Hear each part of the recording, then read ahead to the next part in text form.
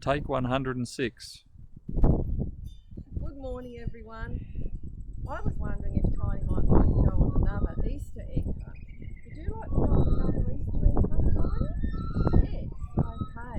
Now, I think we've got to try and find an orange egg. Alright? So, I know you don't like those egg spots. Come on, we've got to see if we can find an orange egg. Have a look over here. You see anything? What's that down there? Oh, you found it again. Gosh, you're clever. Now, what's inside this one? Let's have a look. Oh, this is interesting. There's some hands in here that look like they're praying. Now, there's a verse that goes with this. It's from Mark 14.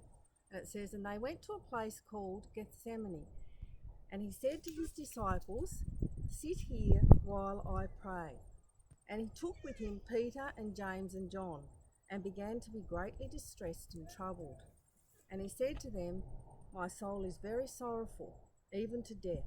Remain here and watch.'" And that's exactly what Tiny's doing now. He's watching because there's some dogs down over there in the paddock.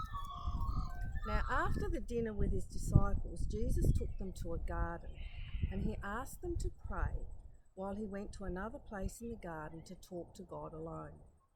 He began to be sad and to dread what he knew was going to happen soon. He was going to die. Do you ever get sad about things in your life? You might even feel sad about things that are happening in the world at the moment. But guess what? You can always talk to God just like Jesus did and tell him exactly how you feel. He will always listen. We finished watching Tiny. Okay, let's see if we can find another one. I think we're looking for a green egg this time, Tiny. Come on. Oh. What's this one?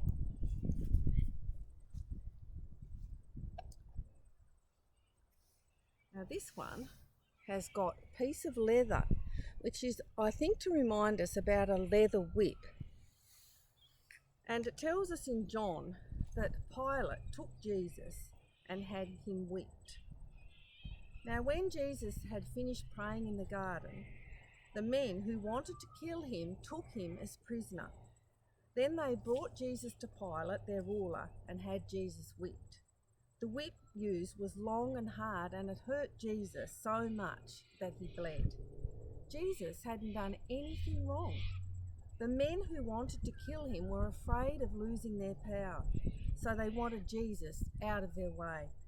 They knew that if people really believed that Jesus was the Son of God, which he was, that they would follow him.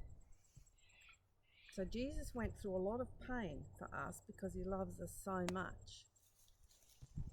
Now, Tiny, we need to look for a yellowy coloured egg. Come on. Where did we put that one?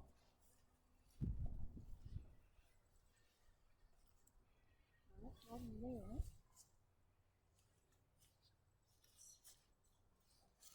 Oh, where is it? There's the green one. Oh, Mr. Templeton must have hidden this one a bit hard, Tiny. Come on, help me find it. Oh, this is it here.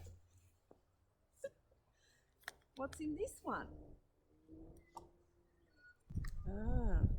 This is a sad part of the story.